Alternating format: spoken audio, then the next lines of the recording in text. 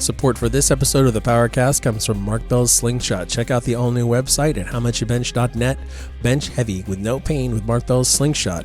Apparel for strong people from our friends at 8manstrong.com. And bodybuilding.com. Bodybuilding.com is the world's #1 fitness website and supplement store. Bodybuilding.com has free fitness plans for every fitness level. Visit bodybuilding.com today to become your best self. About 3 years ago, Mark and Mike and I started recording this show, which was audio only at the time, in a dark office in the back of Midtown Strength and Conditioning, where Super Training was located at the time. It was more of a closet, really, because it was so dark. We had no idea what impact that humble beginning would eventually have on all of us. Many millions of downloads and 165 audio episodes and over 130 video episodes later, we put together what I think is a really special episode of the show. We brought together 4-time World's Strongest Man Brian Shaw and 2015's Fittest Man in the World CrossFit Games winner Ben Smith. Despite their obvious physical differences, they had a lot in common, especially when it comes to training. I'm pretty comfortable saying that this is one of the best episodes ever. If you agree, you can hit the like and share buttons and let us know that you liked episode number 165. People's elbow. Triceps kind of.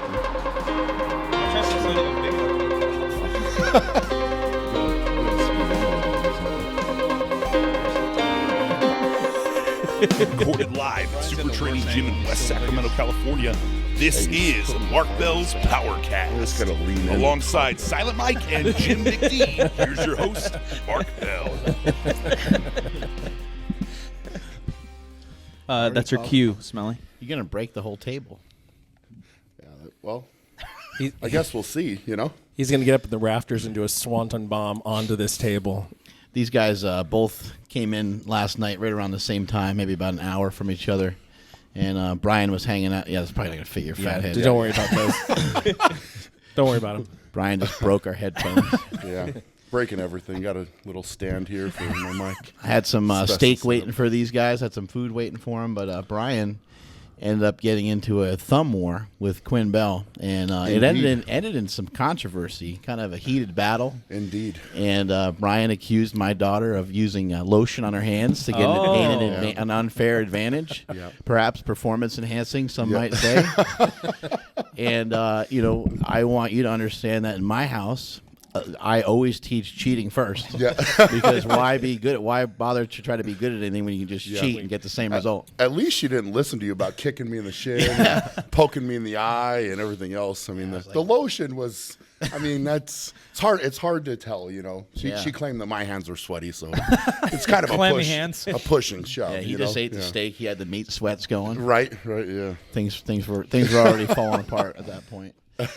But anyway, we're here with some world champions. We're here with some high-class athletes, some professional athletes, and it's great to have you guys on the show today. And kind of the first thing I want to kind of dip into is you guys have rivals in the sport. You have some people that it's kind of like win some, lose some type thing.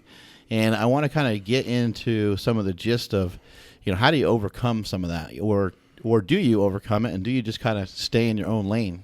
So, Ben, with you, if you could start first, I know you fought your way, scratched your way from maybe, 2009. Mm-hmm. You've been a CrossFit Games competitor, so the last 7 years or so, you've been on this run of making it to the CrossFit Games.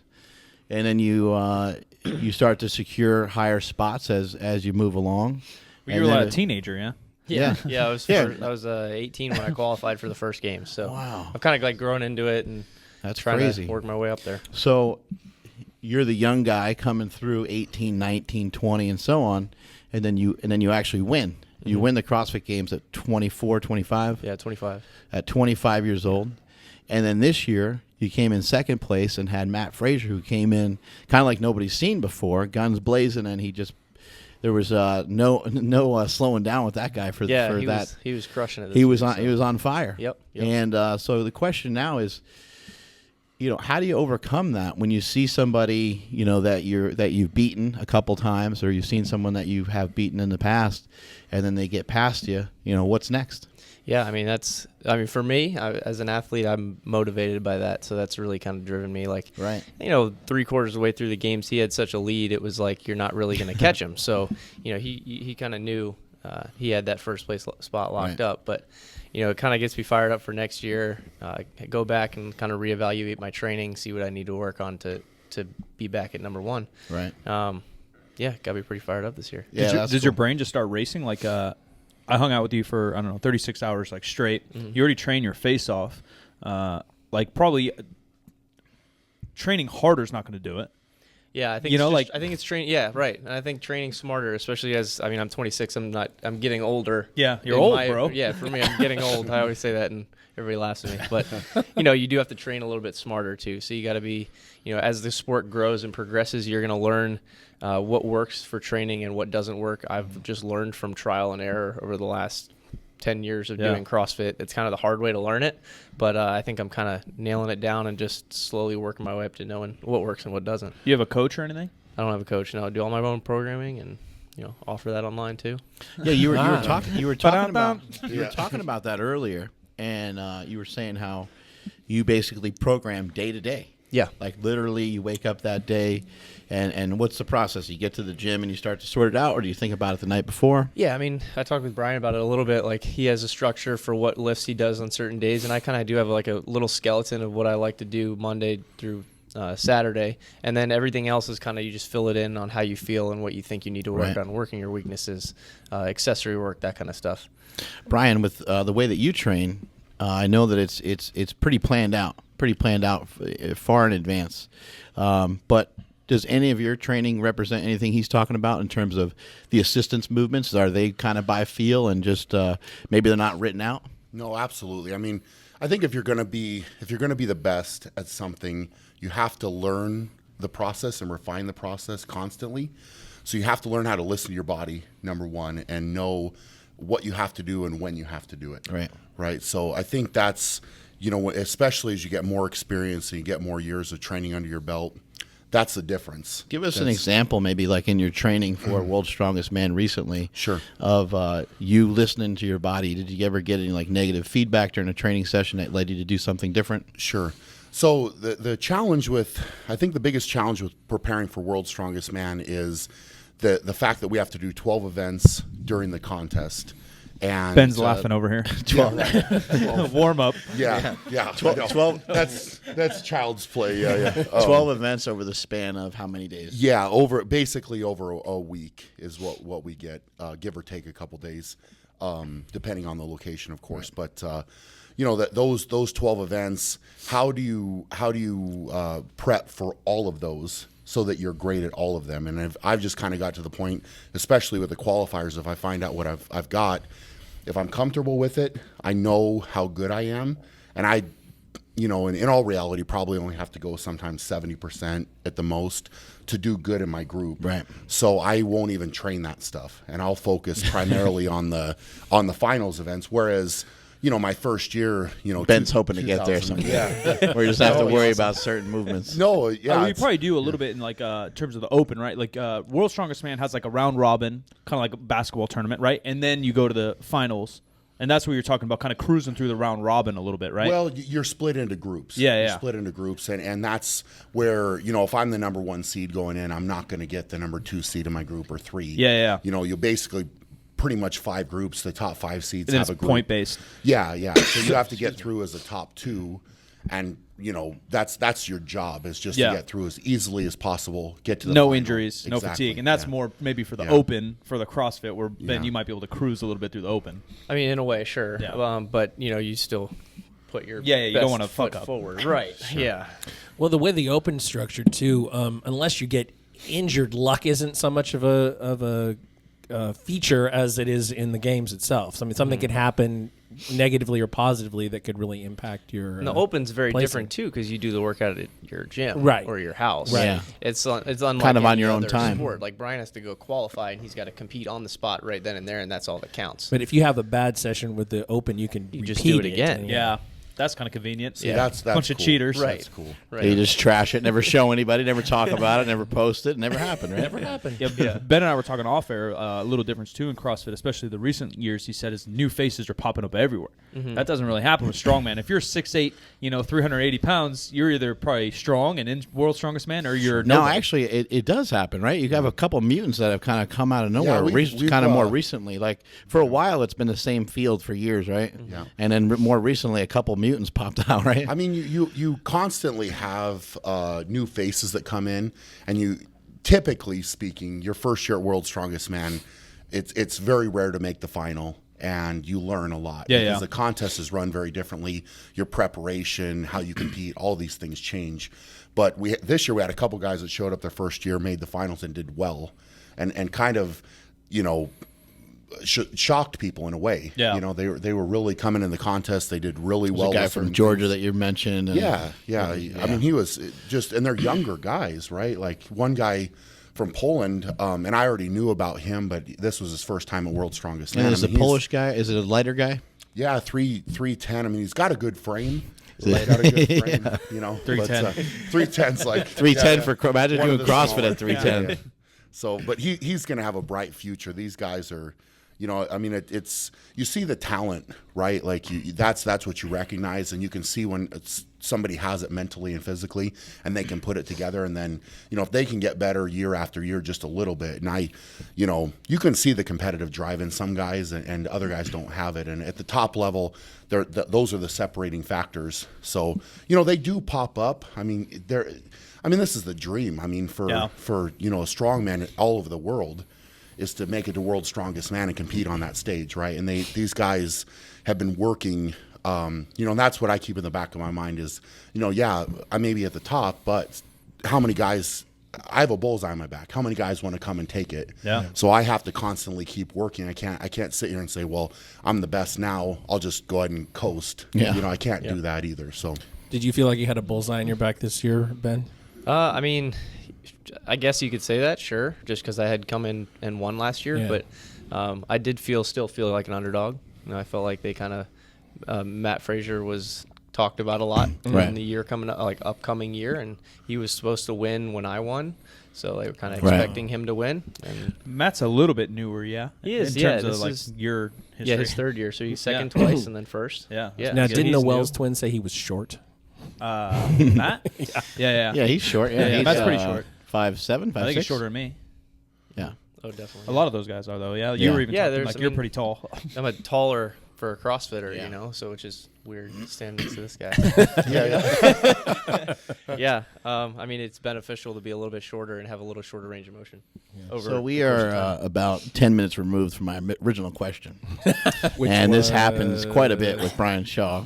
Those of you who've been following Your it. original Those of question. you that watched him explain how to deadlift, it went on for about 15 minutes before he actually showed us how to pick I up feel the like weight. I'm being pretty crisp with the responses here.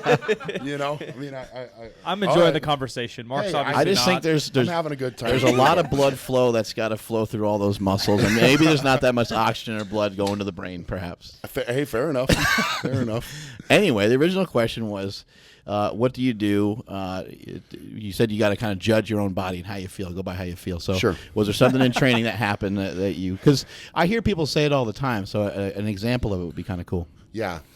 Well, on a daily basis, right, I've always said this, you can write out the perfect program. On paper, it's the perfect program, but what happens with that is it does not account for real life factors. So did you sleep good? Did you get all your meals in? Having Are you a baby. hydrated? Do you have a baby?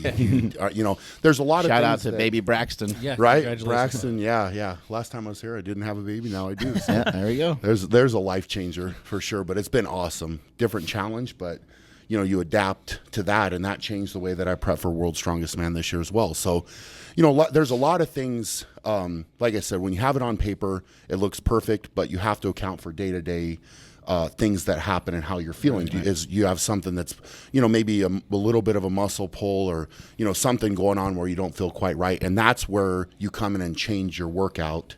And then I would make those changes on the day. So let's just say that I have it programmed to, I don't know, squat heavy that day, and I'm beat up because the day before I had to pull a truck and I had to. I hate when that happens. sounds so awesome. I'm fucking up my bicep curls. So I'm like walking around, and I wake up in the morning. I can just kind of tell, hey man, I'm not fresh. Then I would change it to a little bit more volume, get some blood moving, do a little bit more recovery work that day. For some odd reason, pulling that truck made me exhausted. Yeah. Right? Yeah. Is your entire program kind of set up like that? I know last time we talked a little bit, like you almost train like a power lifter and then throw in these events, but Sure. Is it all, quote unquote auto regulation where you said like I have to squat heavy, or is it no, I have to go squat 700 for a set of 3?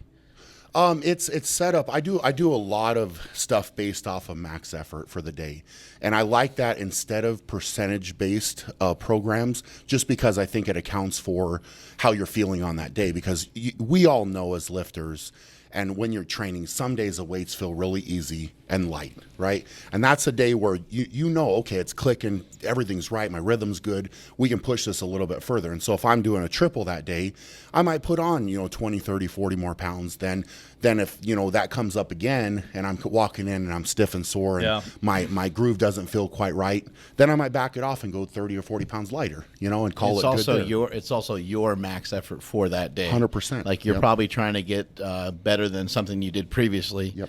But if it ain't there, yeah, and that's the line that you have to draw. And I think for me, when I was younger, it was I had to prove how strong I was all the time. You are a strong man. Yeah. So mentally, if I didn't do something, I wasn't confident that I could do it when it mattered. When all the lights and everything was on the big stage, could I do it, right? And now, having trained, I know what's going to happen when I compete, and I know that adrenaline kick, and I know that when I need to do it, I can do it. Yeah. And the point is, for a lot of people listening, is if you do 400 pounds for 3 reps in a given lift, and you possess the ability to do 425, doing 425 for 3 reps may or may not benefit you that much more than doing the 400 pounds. The 400 pounds may have been enough stimulus. Maybe you do 3 sets of 3 of it, and maybe you get the volume and the intensity. You get everything that you need from that. Yep. And there's not always a reason. Just because you can go heavier doesn't mean that you always should. Yeah, I mean, if you're training, I think a lot of times with social media now and videos and different things, Instagram, baby. Yeah, that's it. You're the Instagram lifters, whatever. You're only going to put your top. I'm right here. Thanks. Yeah. That's and Charlie Zamora's in the building too. Rude. Very insulted by that. Shit on me and Charlie. At least we can zoom in on your butts now. But there, I know. Hey, now. A lot of times, the only thing that gets posted is the top best record. Hey guys, look at this. I set this record, or I lifted this. My max here or there, and that only happens for me. Sometimes I don't even max out. Yeah, once a year. So there's a body of work that goes into that people don't understand, and I think that's for younger lifters. The one thing that I say all the time is, don't max out. You max out too much, because what happens when they max out too much is they miss lifts. Yeah, and technique is shit. Yeah. So your technique goes down the toilet and you miss a lift. So mentally, how does that program you, right? To fail, right? So if you come up to it and let's just say that you're, maybe on a day you could whatever, deadlift 600 pounds, right? And that's your max. But you come in and you pull 590, but you pull 590 easy. Right? You walk away from that and say, well, man, maybe I could have lifted 610. Maybe I could have lifted 620. You feel good about it. And the next time you come back to the gym, it programs you mentally to say, hey, I can do a little bit more. But if you go to 600 and miss, that's your limit. Mentally, you're like, man, I missed that. And then what do? You probably come back and try to lift it again, and you miss again, and then it's a negative cycle where you go down. Yeah, or even if you lifted it like shit, you're like, man, that's all I got. Yep. I don't know where to go from there. You feel like we talked about this before, you feel like that's your limit. But sometimes it's better to end that 10, 20 pounds shorter and have it be really clean. Absolutely. Ben, you ever work off percentages or numbers, or is it always kind of honestly, it's kind of like Brian does. It's like kind of by feel. So I work on percentages sometimes, but like I'll have days where those percentages are just crushing me. Yeah. And I'm like, I just don't want to be doing this right now. And, so it's like you have to go by feel. You have to bump it down or. Yeah. You just hit a snatch PR recently? Mm-hmm. And was that planned, or that just felt good that day, so you went after it? Yeah, it just felt good that day. I actually was doing doubles that day or triples that day, and then felt really good. Decided to go up and I knew I could hit it. It wasn't like I was going for something that I didn't know that I could hit. So Yeah, I hit that. I feel like I had a couple more pounds in me, but I didn't go up any heavier because I What'd want to you save get? that for next time. I hit 305. Nice. Awesome. Yeah, hadn't hit a new best in that lift in like 3 years, so it felt good. See, and it's awesome. really interesting. We were talking, Ben and I were talking earlier about the program and how he sets things up, and that he very much goes off of feel because their workouts are so much different than ours, and how you have to prepare for that mentally. Yeah, and who the fuck physically. knows what's coming their way? Exactly.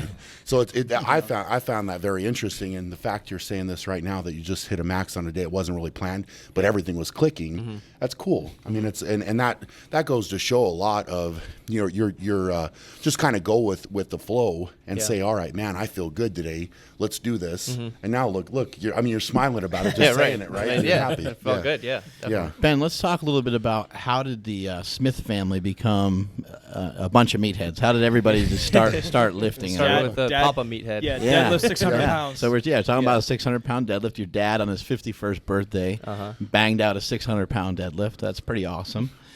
Not everybody's dad does that. Yeah. So Very that's awesome. super Crazy. super cool.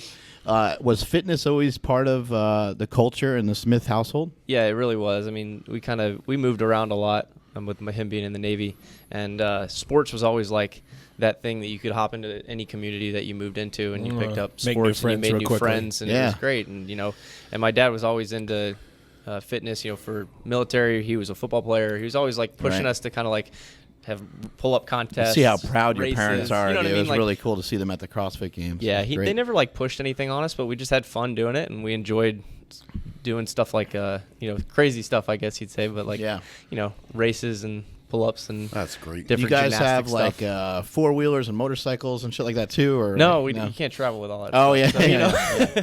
So no, it was more sports oriented. It was more sports oriented. So we just kind of rotated through whatever sport was in season, and we just played the sports and competed with each other. Did everybody get into lifting super early, super young? No, so we kind of got into that. I got into it when I was like 12, 13 for like football. It was Right. Eighth Gotcha. grade football was when you Right. started like lifting weights, and that was when I first started squatting and deadlifting and benching, and then kind of my dad would show me some stuff, and I would ask him some questions about it because I was really interested in it. Wanted to be a better baseball player, better athlete. Yeah. And then just kind of picked it up from there, found CrossFit. And then when I found CrossFit, I've been doing it for a while. My brothers didn't do CrossFit. They did other sports. Did your dad have weights in the garage? Was there weights Yeah, at he home? did. He did. Oh, okay, We cool. kind of moved around. My brother was a gymnast. We had stuff like rings. We made our own rings.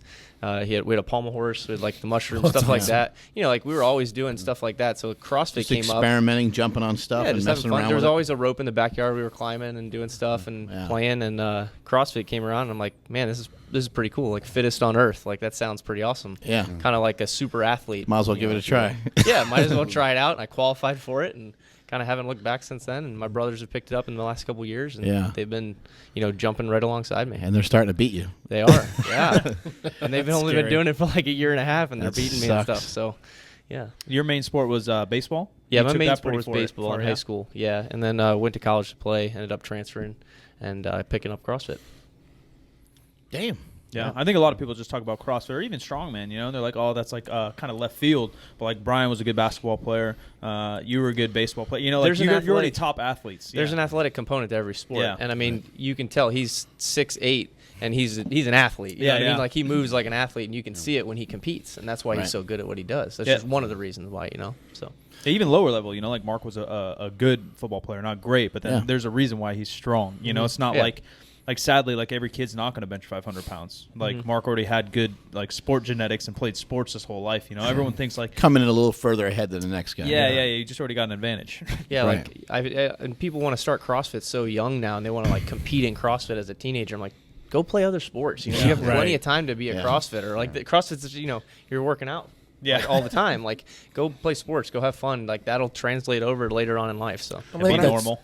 That's true with every sport, though, is that people, or sometimes kids, or sometimes the parents want the kids to concentrate on one sport like way too early. And they're always encouraged Well, to do multiple. I think that's the problem as a kid. I think you need a lot of variety with Yeah. sports, and I think it's like Ben just said. He played different sports, everything. Whatever rolled around. Yeah. Well, and you don't that really. that was the same way for me. I mean, I was playing literally every season. You're doing something different. Right. And then, of course, once you get older, then maybe you pick one that you want to specialize in. And it, nowadays, of course, it just gets more and more competitive, right? So you're pushed to do more. But I think that and this is a whole different topic you could talk about, young athletes and how much they're pushed and, to go on to the next level. But if you specialize in something too much, are you really well-rounded, And I think that being well-rounded at a young age carries over so much further once you really pick what you want to do. But, if I don't think I would have been as good if I would have, picked basketball first. Yeah, third said, grade. Well, I'm never going to try to play baseball or soccer or, even my parents had me in gymnastics when I was like a little kid because, the doctor told him I was going to be so big that I had to be coordinated. So my mom threw me into You're going to have to do something with this mutant of yours. Yeah. So, and that paid off. Yeah, I really think it paid off. I mean, I had to do all this stuff and learn how to move being so, because I was always a big kid. So I had to learn how to do it. And it paid off, I think, athletically. Probably always thought you were much older, too, than you were, Oh, right? my mom literally, this is no lie, had to carry around my birth certificate if I entered a contest because I was way too big. Yeah. And they would never believe that I was that I swear that he's age, only 10, but he's 220 pounds. Yeah. like punt, pass, and kick and that. It was, they would never believe that I would go in my age division, My son is not huge, but he grew early, and we actually got the California ID card that had his age on it, so we could still pay, the $12 the cheaper movie passes and stuff like that. Sure, because they thought he was an adult, or at least he was 18 or something. Yeah, it's just the different things. I mean, going back to the point, it's just being well-rounded. Yeah. As a kid, you have to enter stuff like that. And I think, for me, I'm sure with Ben, too, with having brothers, like I had a brother, too, and you're competitive, and you want to be competitive, and you want to win at everything, right? And so that just breeds more competitiveness. Yeah. And it just there's a reason that you're so good. Right? It's not by accident. It didn't just happen. Of course, you enjoyed what you're doing, but that competitive fire gets you up every single day to do those 3, 4, 5 workouts because you want to be better. Yeah. And they just said, like you want to be at the top. You don't want to lose at anything. And you have to have that. It has to come from somewhere inside. It has to, and that it's not okay being, our society now is so silly. Like we used to get ribbons for, I remember not track and field day. Like when you're in school. Yeah. And I've like my mom told me when I was younger, I got my favorite color when I was a little kid used to be green. But I think the 6th place ribbon was green. Just like Meet the Falkers, Right? the 10th place shrine in the corner. Yeah. And I told her I wanted the green ribbon because I'm a little kid. I don't understand. But I won the event, so they gave me a blue one, right? And she's like, no, Brian, you want the blue. Like, you got to have the blue. But it's like they change your mindset, kid. Yeah. Fuck green. But now they don't even, I guarantee they don't even give out ribbons for placement because you don't want to make this kid feel bad. And that's like, I think the society in general, you have winners and losers in life. Right? So why don't we want to tell our kids, hey, you won or you lost? Yeah, there's great lessons to be learned from playing sports. Yeah, what are you going to do about it? Especially playing on a team sport, I think is really gives you a lot of life lessons. Sometimes unfortunately, the team's not functional enough to win that often, and it's important to know that. It's important to recognize that, like, you may go out for a certain position, and coach says, hey, you know what? You don't fit that position. Like, that's not a great thing to hear. Like, everybody wants to be a quarterback, right? Sure. So everybody tries out to be quarterback, but everybody tries this position, that position. And it's not a great feeling to have the coach say, hey, you know what, you're not good at that. But maybe you could be better over here. But isn't that life? Yeah. Life is like that all the time. You're always trying to figure out. You're like, oh, wow, I'm not really that good at that. And you kind of learn. Yep. Like, I just kind of suck at that, so why don't I concentrate more over here? Yep. And then you kind of find out, okay, well, I'm only decent at that. And you keep moving around until you find what you're good at. With kids, too, sometimes it's the flip side. It's like, okay, you're the good athlete, so I need you to play this position, even though that's not the position you want to play because that's the best thing for the team. Yep. And that's actually a great message. Right. I think it is be a team player. A big society issue that, one, I agree 100% that team sports taught me everything about everything. How to communicate with people, how to just be social, how to be an athlete, how to work hard, dedication, everything simple. But the how easy it is to become a kid's coach baseball, soccer, whatever is too easy, and no one even gives a shit, right? Sure. Like, oh, Ben's dad, I think he could throw a ball. He could be our baseball coach, you know? But, like, what if that fucker's, like, not good at communicating or teaching, like, lessons in these kids? Like, I think we need to put more importance on that stuff because it really does shape who you are. And, you know, I was lucky that my dad was a really good communicator, a good coach, and then my high school basketball coach was really ridiculously good. So I think I learned. But there's a lot of people that have shit coaches all the way, and they're like, wow, sports suck. Sure. Like, you know, like, I didn't learn shit there. I didn't learn dedication. I didn't learn communication. I didn't learn anything. Yeah, it was.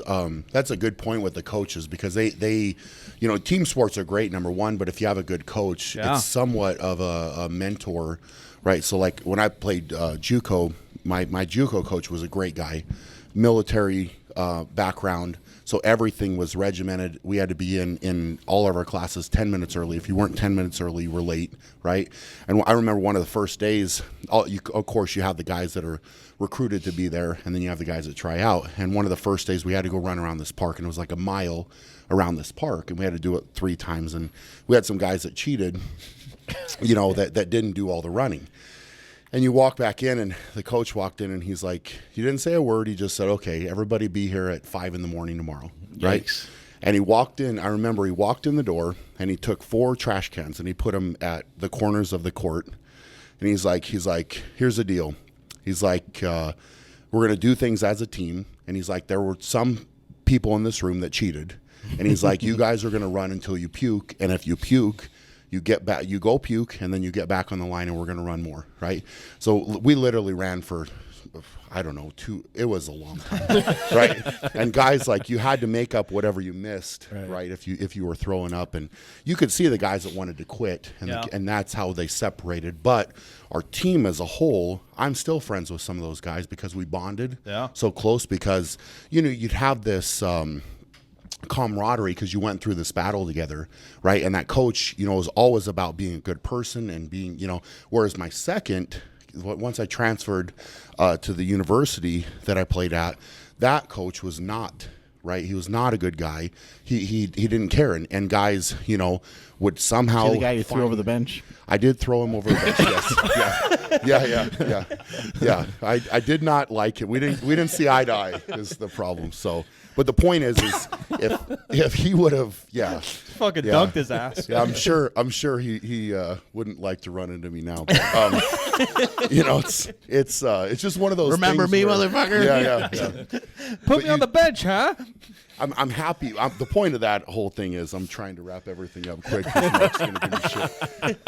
The point of that whole story is if I would have only experienced that one coach, I wouldn't have. I don't know that I would have necessarily got that competitive fire and that team camaraderie from training together, right? So these coaches can dictate what type of people their players turn into. Well, you learn a great value from the coach, and then that coach almost in some ways turns a lot of the other players into coaches, because now when you see someone about to do something that's not right, that's not the way we do it. We don't 100%. do it that way. I don't want to fucking puke again. I don't want to run that shit again, you know? Well, and it carries over. Like, you never forget it. So it's going to be something that you implement in other places in your life. You're probably going to share that same story with your son. Absolutely. You know, you'd be like, this is not the way we do things, not the way the Shaw family does stuff. That bleeds over to individual sports. Like, there's a big difference between, like, even in super training, I don't know how many guys we have, 30 or 40 guys on the team. They're all fat. They all suck. But there's a big difference between the guys that maybe had a good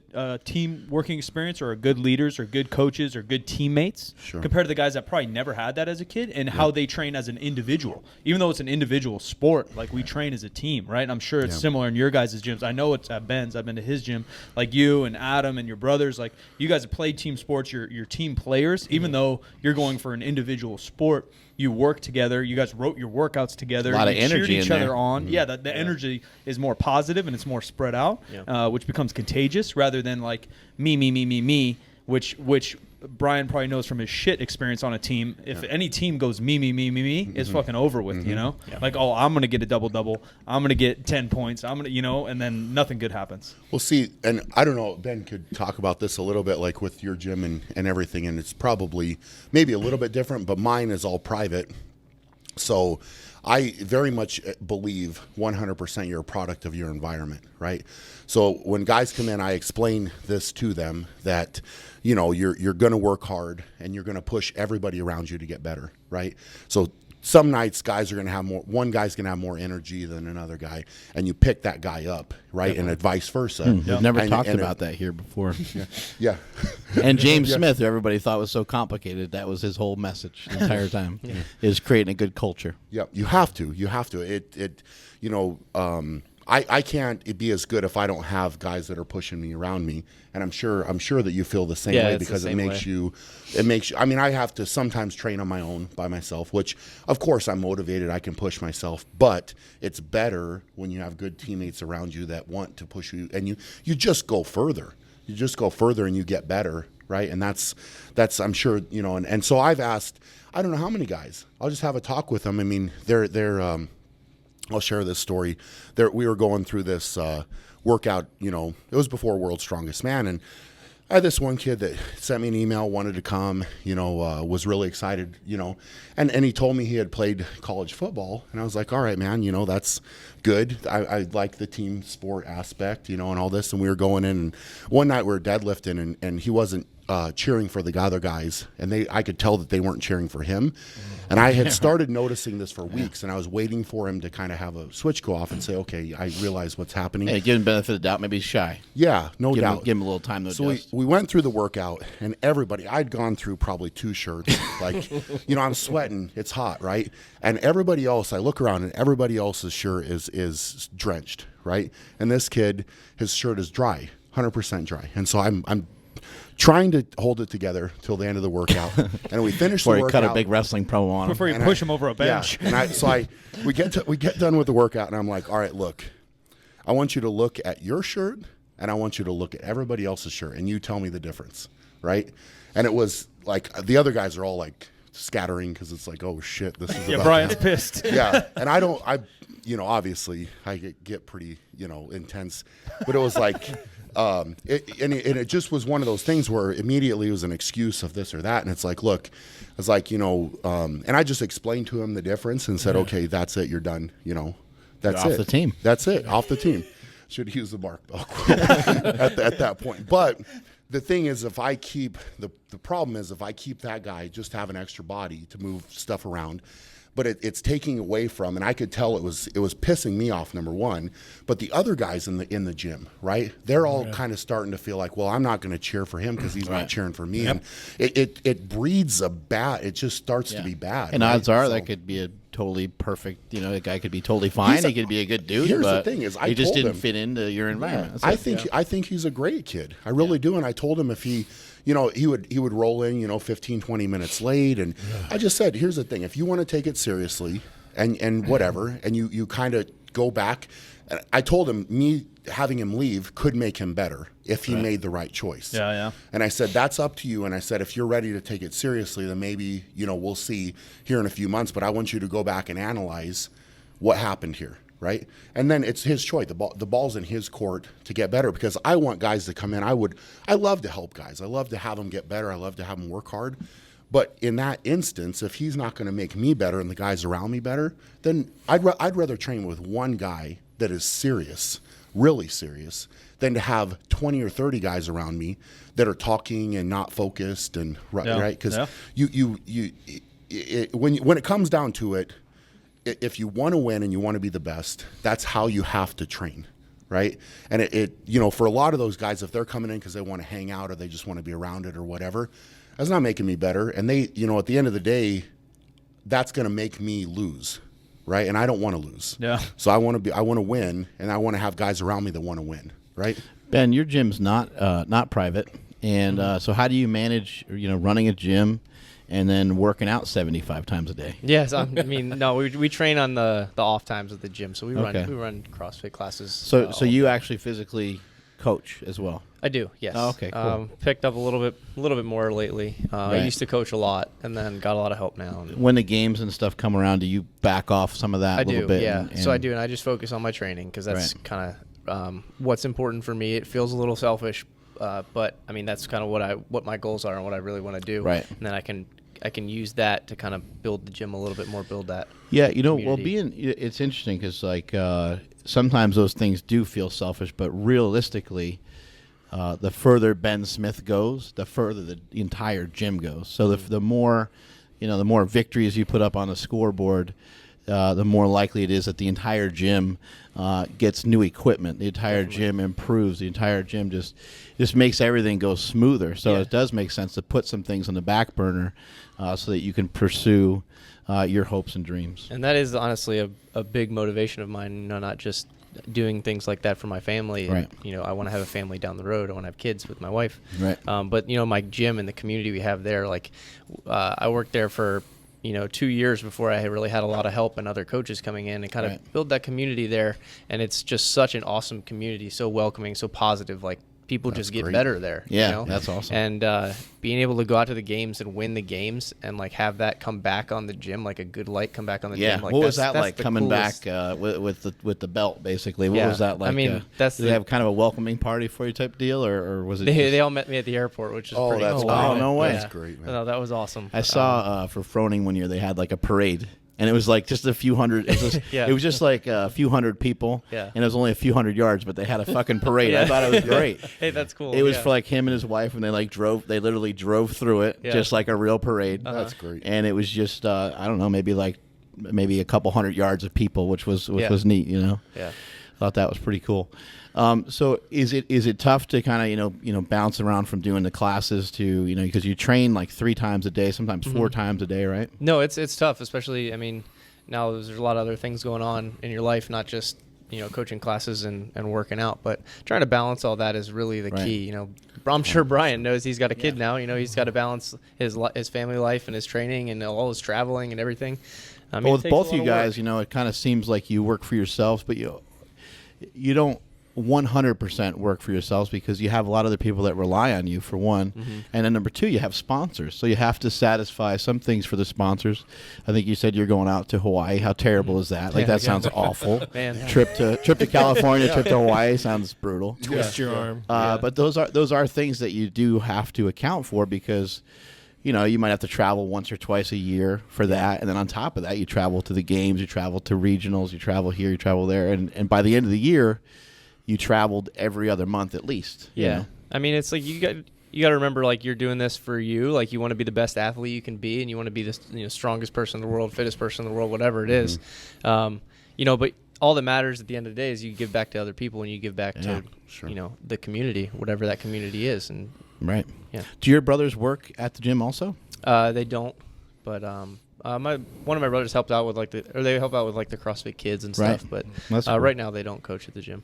What's the relationship with your brothers? Are you guys, always get along super well and you all work out together and you all have a good time, or is it like competitive? Or So it's gotten a lot better. I love it. So Dane is the one that's really I'm training with a lot because Alec travels a lot. So Dane is my youngest brother.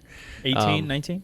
He just turned 20. Okay. Yeah. So he's working out with me every day. He's pushing me. Like, when I work out with Dane, it's like, all right, you got to be on your game or else he's going to beat you. Like, you got to be, in it, ready to go. Because they're younger and because they've been doing it a lot less, they don't have any pacing or anything. They probably just go out of nowhere. They just go like hell. He does not pace, and that's my thing. Is what I the pace fuck? all my workouts. I've been doing this for a long time. You have to pace yourself well, and a lot of people in the teaching games you, maybe not. Yeah, a lot of people in the games don't know that yet. They don't pace themselves. They just go as hard as they can out the gate. It's like getting bit by a baby rattlesnake. They just dump their whole venom in one bite. Yeah, they're more dangerous than the bigger ones. But it's training with him. It's a great practice. He's learning from me on how to pace it, and then I'm learning how to go out a little bit too hard and try to hold on and beat somebody like that. So I'm chasing him a lot of the times, which is awesome. Yeah, I mean, I used to box, and they teach you how to move out of the way of punches. They teach you how to throw jabs. They teach you how to be strategic. The sweet science of boxing. They teach you the footwork. And then my coach used to say, well, what happens when you fight someone who's crazy? Yeah. What happens when you fight someone who loves pain? What happens when and kind of the same thing with CrossFit or even strongman. What happens when you just run into a guy that's fucking nuts? Yeah. Who is doing some shit that it's unexpected. It's that's supposed to hurt really bad. I don't know why that guy's able to do that, but he is able to kind of, grin and bear it. So I guess, you do have to kind of be, prepared for any type of competition, and maybe you don't even get a chance to pace yourself sometimes, right? Right. Yeah, you don't get a chance to in competition, so it's good. It's good practice competing with those guys that go out hard. And got to chase. The toughest guys to beat. Deep water, going out to deep water. Yeah. The toughest guys to beat are the guys that never quit. Right, and I'm sure you see this too as the contest goes along. Maybe they have a favorite event, or they have something called that they expect to maybe come in top 5 or even win possibly, and they come in 20th. And it's mentally, how do you handle that? Right? How do you come back from that and saying, well, if I didn't do good and maybe my best thing, how am I going to keep fighting and keep pushing and find the will to win still? And you see that with strongman too, is, when the events are given to us, everybody kind of goes through and says, well, this is going to be good. This is going to be good. I have to try to, somehow, salvage as many points as I can on this event. And then I'm going to end with 1 or 2 really good events. So as long as I salvage there, but if one of the better events, you don't score the points you are thinking you're going to, it's really hard to put that out of your head and say, all right, I'm coming back. Right. And you can see it mentally with the guys. If they get beat, you get a guy down, a lot of guys will kind of hang it up and not come as hard. Yeah. But the guys that are the best, no matter what, will keep pushing and keep grinding, and they'll never ever give up ever. Right. So, and that's the change. When you're competing at that level, the top guys, I think, have that ability to push through even the most adverse conditions, because once you get into enough contests and enough situations, and there's so many variables that can happen. You can be way ahead, you could be way behind, you could be tied. A lot of pressure situations. You know how to come back from that and to overcome adversity, right? And that's I think at the top level, you have to handle that, and you have to thrive on the biggest pressure situations. The biggest moments is where you have to be your best, right? That's really, and that's you can't teach it. You can't teach it. What's some advice you might have for Ben, because you always have the battle with Big Z? Sure. Sojourner Savickas, you guys go back and forth quite a bit. You beat him at World's Strongest Man last year, 2015. Sure. Right? And then he beat you at the Arnold. Yep. And you guys will have a rematch at the Arnold. Sure. And so you win against him here and there, you lose against him here and there. Yeah. How do you overcome that? What's some advice you and might a little have bit for him to is building with Ben and Matt, right? Matt Yeah, Frazier got for sure. second, first. You got Third, second. first, second. Yeah. So Yep. that's right there too. Yeah. Yep. Yeah, you even had that tie. Yeah. That's still like a Bullshit. dagger in your side, a tie that they decided that you lost somehow. We got to bring that up, of course. Yeah. No, but that's every time, but it's important. Get so pissed. Yeah. Watch out, Ben. It's My important. favorite moment. Yeah. It's important because it's fuel, though, right? Yes. Well, Drives that's you every day. That's exactly it. To answer your question, it very much helps to have that rival at the top, somebody that when you go into train, that's the person you're training to beat, right? Because if you don't have anybody that's close to you or pushing you or right on your heels, or that you've got that battle back and forth with, sometimes it's. I'm not going to say it's hard to find the motivation, but it helps. Well, look, you see it all the time in swimming or in sprinting, any sort of race. There's a physical race going on, and somebody breaks a world record. Sure. The guy behind him actually broke the world record too. Yeah. Or got a huge PR for himself. Yeah. He swam faster, ran faster than he ever has before. I've said Chasing before. after somebody. I've said before, Zadrunas. Him and I think, there's definitely been, not necessarily that we see eye to eye on a lot of things, but I think that comes from the fact that both of us absolutely despise losing. Right, and so we're competitive. Well, so he might despise each other. Yeah. Well, and the thing is it's not that there's not respect, right? But at the same time, I feel my way. I'm sure he feels his way about what I do and what he does and whatever. But at the end of the day, both of us, and I'm sure he would admit this too, we have both pushed each other. Right? Because what would his legacy be if I wasn't around? And what would my legacy be if he wasn't Magic around? and Larry. Yeah. You got to have it. You got to. It makes Frazier, it better. It makes it so much Silent better. Mike and Smelly. Right? Yeah. The list goes on. Yeah, you got to have that, because when people look back, at at CrossFit, for example, and then you talk about guys that have really separated themselves and, been on the podium how many times and won how many times. And that's what you're going for, right? And so it's being consistent, but having that other person there, and you meet that rival from wherever in the world, and you bang heads and you clash, and it drives you to get better. And I think people love it. I mean, people love the rivalry and I'm very envious of both of you guys that you have a sport that does that. Yeah, where the best in the world meet on a given day is pretty damn cool. We don't really necessarily have that in powerlifting. There's some offshoots of it or some sort, but there's no Super Bowl really. There's no, maybe that's what you need to make. There's no showdown. Perhaps. Ben, how does that work? Like every other sport growing up, baseball or basketball or anything, maybe if you have a rival, or every high school has a rival, right? And you get up to play them because you play them 2 or 3 times a year in basketball or baseball or whatever, and then you train 6 months and then you play them again. In your guys' sports, there's like 5 days you actually compete. Yeah. So like is Zavickas just dancing around your head? Do you have a poster in your gym? Is Matt with Frazier? Darts on it. Do you have a picture of him on the ground when you're doing your workouts? Like how do you? I understand staying motivated. Face. Like Mark said, we don't really have competitions, and we're still training really hard, and we take it serious. But it is different when obviously there's money involved. It's a real competition that you guys are in. Some real legitimate competitors are chasing you down, but you see them once every 300 days. Yeah, I mean you got to train like your number 2 and compete like your number 1. So you gotta know that he's there, and you gotta know that maybe it's even not him. Maybe it's just your competition. Period. Like you got to know that somebody's always there. Somebody's always hungry. You got to be hungrier.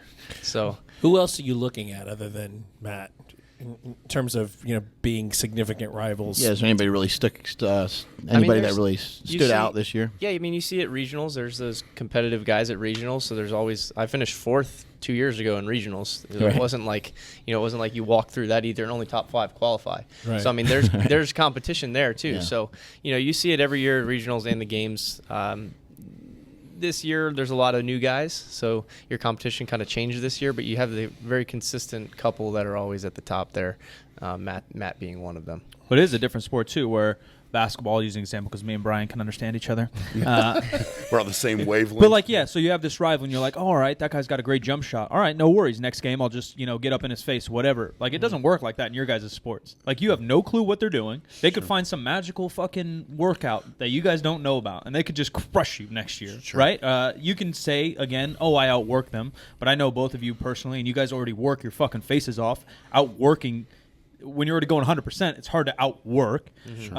And then you also don't want to outthink because maybe what you're doing does work, right? You don't want to flip your workouts upside down. Sure. What do you do year to year or month by month to know that you're progressing without competing with these guys every day?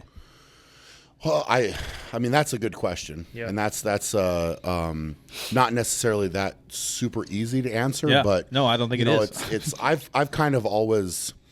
The tough part's always been for me is I've been stronger than everybody I've ever trained with, right? So I walk in the gym and, my training partners are doing whatever. And it's like if I stop we might go head to head on the bench someday, buddy. That might change. Throw that out there. Yeah, we'll see. We'll see. So anyway, I mean, if I walked into training and I was content with that, just beating my training partners, whatever, I would never be the best. I couldn't, right? So you have those guys, and so for me, it's just kind of been, I had this very much with basketball too. I always, as a young kid, just in the back of my head, I always thought there was somebody working harder, somebody practicing more, somebody doing better than I was doing. So it would just drive me. And then I would set these goals and I would have to go accomplish it, whether it was making, 20 free throws in a row or being able to, all these different things. And so it just kind of transferred over. And I always thought to myself, well, especially once especially with the Zadrunas rivalry, once that kind of came up, 2009, 2010, 2011, then that was the driving. It was always like, I'm sure he's working. I better be working, right? Because I want to beat him. So it's just that in the back of my head, it's that driving force constantly that I just want to be better. I want to get better. I want to, but again, like you said, that doesn't necessarily mean just go kill myself working harder. Yeah. And that's what I had to Can't just pull a truck every day. Yeah, that's what I had to also refine. like Zadrunas is awesome at some of the overhead stuff. Sure. So while it would be great to make up some ground there, it'd be foolish of you to drop everything else you're doing and just be like, I need to be as good as him on some other thing, you know. And meanwhile, you could probably make up more ground by just continuing to be more well-rounded and staying in your own lane, right? And that's the name of the game, is you just hit it on the head. They're well-rounded, right? If you can walk in and, you know, for me, basically it's place top 3 in any event they throw at me, top 3 in the world. That's my baseline, right? Like if I can do that, then you win. But you're pretty much that's the same as the CrossFit Games. You know, like there's a lot of unknowns in your sport as well. You know, just like there are in the CrossFit Games, and it's kind of like you got to finish top 5, top 10, whatever it is, because the field's a little bit bigger. brutal. You guys have 10 guys in the finals, and you know we have 45 or whatever it is, 50, and so you just try to finish in the top 5, top 10 in every event, anything that you can throw at you, you know, and you should do well. Yep. Consistency is the key. Yep, 100%. You have to learn, like you said earlier. It's learning. Once you've been there a few times, you learn, right? And you know, like 2009, for me, I had to learn that pacing with strongman, because I went into the qualifiers and I had Zadrunas in my qualifying group that year, and so I was like, all right, well, I'm coming in to prove to you how good I am, right? And so I pushed him in the qualifiers hard, right? Like we were neck and neck, and I think we ended up almost tied. I don't remember who placed ahead in the qualifiers, actually. I think he might have got me by a point, but it was so close. But by the time the finals came, I had no gas in my tank, and he had plenty of gas left, right? So he's like, oh, okay, Brian, we'll go kill yourself doing that, right? We'll get to the finals, and we'll see what happens. And I was even having a hard time getting warmed up for the finals events, whereas now, like I said earlier, you know, I might go, if I can get by with 60 or 70% on an event, I will, right? And I don't care, you know, like this year we had a loading race at the beginning of the contest, and I very much paced myself, because I knew I didn't have to do it. I could win every other event. If I chose to win any other event, I could win at my group. So I knew that I could do that, and so I back off and not waste energy. So you learn that lesson as you go, and then you refine as you become more experienced. You know, and I'm like you said earlier, you learn by messing up. You learn by messing up, and then you learn, hey, that's not how you I come should do back it. better. Yes, exactly. You come back better. If you have the right mindset, if you're that right, you know, athlete for that, because not a lot of people can lose and then come back and win. Sure. You know, it's difficult. Well, and to have the ability to, I should put this in a context. You have to have the ability to have that next gear, right? Because there's a lot of guys. I'm talking about World's Strongest Man, and sometimes I catch myself talking about it. I mean, this is a top 30 in the world, and if you can go 60 or 70% against the top 30 in the world and win almost whenever you want, that's a different gear that a lot of guys. A lot of guys can't have that, right? They have to go into Worlds. The qualifiers is basically they have to give everything to try to even qualify. So, but it's learning that process and knowing and having that confidence, but having those next gears to go to, so that when you do get to the final, how do you get ahead when you're still competing? You know, and you are missing some facets to your game in either sport. You know, let's say in CrossFit, let's just say you have all the components down, but you're not strong enough. Does it make any sense, or has anybody stopped CrossFitting for a bit and mainly focused on some strength and took a year off of competition or some time off of competition and come back and had a newfound strength level that they're competing with? Yeah, I mean, strength has always been a part of the CrossFit Games, but it's not like the biggest part of the absolutely. CrossFit Games. Especially this year, it was very. I just mean with any attribute, though, to take some just time run off for a year. You suck at running, right? Yeah, so like, let's take running for example. So I'm not too great at running, so I've been working on my running for the last 2 years. I run twice a week for 2 years, like constantly. How often you run, Brian? Next question. Yeah. We'll pass. And I just put a little bit more emphasis on that when I train. You know, so instead of like that's my morning session, like I focus on my running and I concentrate on that running. It's a and priority. I put a little bit more effort. It's a priority, and then that'll increase, you know, as I go throughout the year. But it's going to take time. I don't think you can, as a CrossFitter, I don't think you can drop everything else and focus on one thing. Too much skills. Because then you're just too one-sided. You have to be well-rounded. Yeah. Both your sports are so varied. Do you, going back to not seeing your competitors for 300 days or something, do you choose little goals on yourself? Like you're saying running.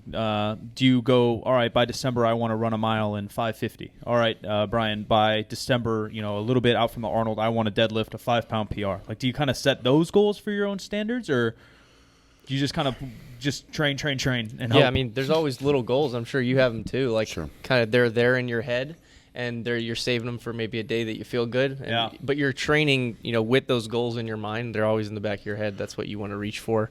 You're not going to get it every day, like the percentage work thing that we were talking about. But you have a little goal per, because what I'm saying is, like, even Brian's thing, we joke about running, but his stuff is kind of endurance based, right? If you have to do a long ass carry, and medleys, there is some running. Yeah, of course. There's a bunch of little shit, So do you say, like, all right, I want to be able to do 30 minutes on the step mill. All right, I want to be able to clean and jerk 250, whatever, 10 times.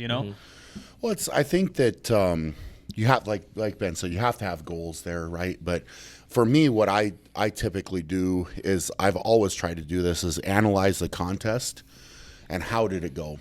And then you look at, how did I prepare for it? What could I have done different? Could I have done this better, that better? And you try to refine the process constantly. So you're taking a look back at the body of work and saying, how did it go? What was the result? Because even if I win, right, you can still look back and analyze and say, well, this didn't go as good. That could have cost me. This you got third here or whatever. Yeah, so I've never had that. I've never walked away from a contest, even winning the top contest, and said, well, man, I just killed that. Until I win. Fuck you, I'm done. Yeah. Until goals. Until I win every single event, right? Then maybe I could walk away and say, all right, I crushed that. Has anyone done that in either of your sports? No. Someone's got to do it. That's always and there's 5 of us at the table, and I think 2 could. So someone's got to go clean sweep. Yeah, you're certainly, that's the goal. You go into saying, that you want to be able to win every event, but you have to analyze it. And I think you said Mariusz Pudzianowski, he lost 4 points over 7 events or something. Yeah, something like that. In 2015, after the first day, I had 29 out of 30 points. So that was, I was on pace to do that, but then I lost some more. So it's, but you try. That's the goal to strive for. And I think, going back to your question, you just analyze the performance, and that's where you set your goals. And you say, all right, I did well on this, and this, but I could improve on this, and this.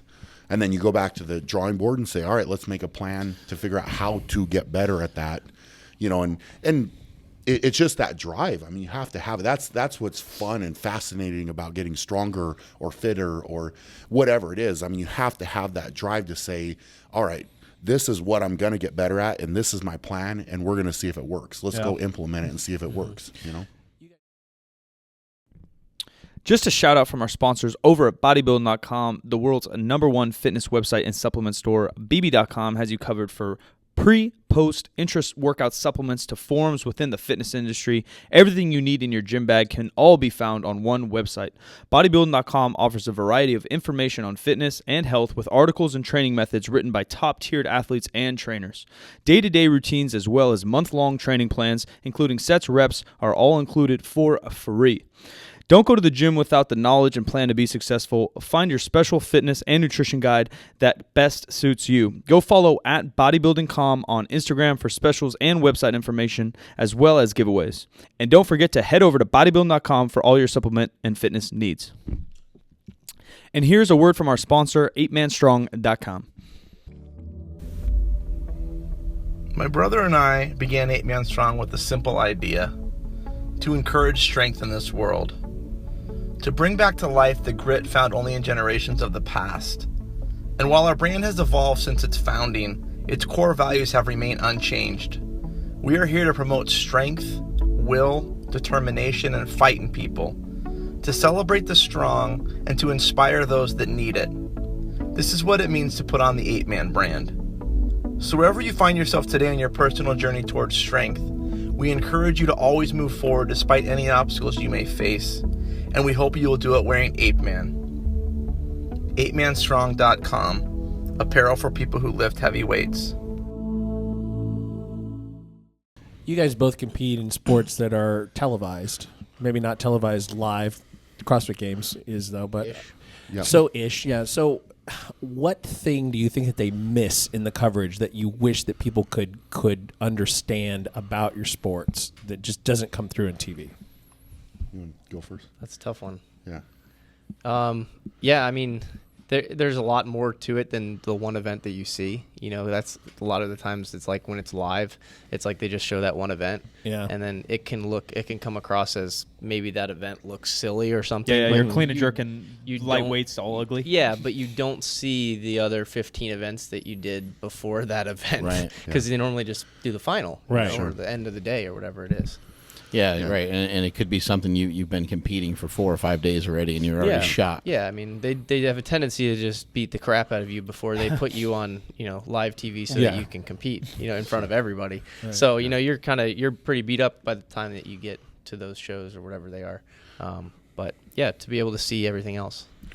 I think probably the behind the scenes stuff. I think people would find that more fascinating in a way. Preparation for the event itself. Yeah. Real Housewives of Strongest Man. Yeah, right. Something like that. Yeah. What about so maybe you're talking a little bit about like UFC style where they go and talk to Silent Mike as he's fighting Ben. Yep. And they get them kind of talking trash about each other, and they show their training, and they show their coaches, and they show their specialty. Is that kind of what you're talking about? Yeah, I mean, definitely. Cool. I think that would be fascinating to see, the lead up, the preparation, how are you feeling going into it? And they try to do some interviews with us and that type of thing, but it's very different at the actual. They only interview you when you're there. Yeah, they don't not coming to your house. Yeah, and that's the thing is leading up. Where are you at? I mean, I like watching that type of stuff leading up to a fight or whatever. It would be cool. They go to Ben and they see that he's married. They see that he has a gym. Sure. They see that the whole family's involved, and they see that he's coaching classes and training himself. They did that one documentary. It wasn't too bad. Yeah, they did a little bit more of that. Maybe not a ton, but we always talk about it here. Like the Olympics, is kind of the prototype. They do that the best. Right?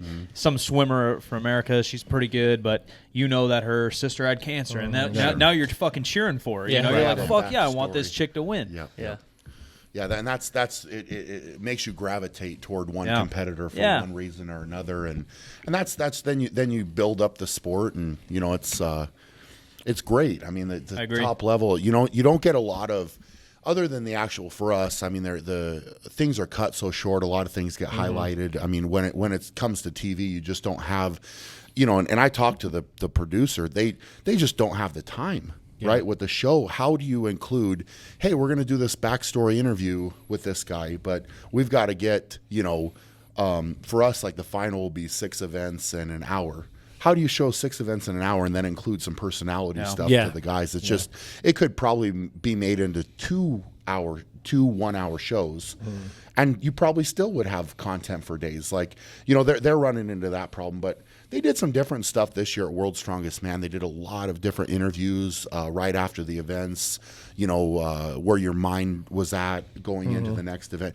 A lot of different questions this year. So I'm actually fascinated to see when it actually does come on.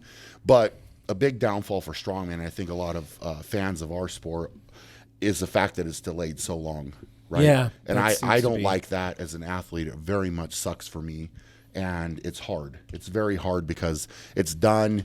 It's relevant. The internet. I mean, we're in Botswana this year. People still have phones, cameras, whatever. Right. It's still getting posted within minutes of when it's done, and it's like, hey, Brian, how'd you do? Oh. Well, I guess I can't talk about that until it comes on TV in 3 months or something. When's it come out? December or something? To be fair, I don't know exactly, but I think they'll probably show one show or one group per week. And I would imagine it'll probably start in November. And do you know what channel? It'll be CBS still owns the rights to it. So CBS Sports will show that. Yeah. And I would imagine the finals will probably be live on the main CBS probably in December. And then CrossFit Games is similar. Yeah, they show a couple live events, but then it's recorded and then shown in the fall. Yeah, and they kind of publish stuff from that games like all throughout that year. So so kind of randomly. And that's ESPN. Yeah, it's ESPN. I think a lot of times with top athletes, I think that people always think that you guys have, some secret. You got some secret method to your training. You got some secret coach or something like that. But a lot of times the training is very basic. Are you guys both train with a lot of basic elements of just normal strength training, normal conditioning workouts? Yeah, I mean, in CrossFit, Greg Glassman uses the term virtuosity, like being really good at the little simple things. Right. You got to be really good at the basics in order to move on and master things from there. So that's like the majority of your work is just simple workouts that are conditioning or, strength training or whatever it is. Right. I think I probably throw in more variables than a lot of strongmen do, and I think about things. Yeah, you're a little bit, I guess, a little bit more West Side style. You have a kind of a speed day that you do on your deadlift. To some extent, I've tried to pull a little bit of band work here and there. I've tried to pull from a lot of different programs and make a hybrid that works for me. It makes sense because if you're going to squat or deadlift in an event, a lot of times you're not going to do a normal squat, and a lot of times you're not going to do a normal deadlift. Exactly. So why not use a slightly different apparatus? Yep. Maybe use a fatter bar, maybe use a deficit, maybe pull against bands or whatever variation you can think of. Yeah, I mean there's a lot of variables, and I try to throw those at myself all the time with training and I mean there's so many different combinations once you start getting into bands and chains and speed and effort and more volume and I mean you have so many those variations. I've always felt that they keep you healthy. Yes, because you kind of lose an idea, and also losing the idea of like exactly how much you're going to lift. I think it's a really positive thing. 100%. You're like, I'd like to do about 5 plates on this, but I don't really know how hard that's going to be. But that would be a good goal for the day.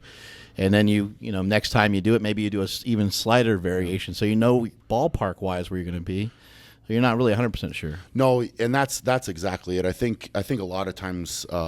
With squat, deadlift, bench, whatever. If you don't put some type of accommodating resistance to it, you can create those mental barriers with the actual weight that's on the bar, and it becomes a problem. I mean, you can see, somebody maybe it's 3 plates, 4 plates, whatever that go on the bar, and it's that mental barrier that they could do.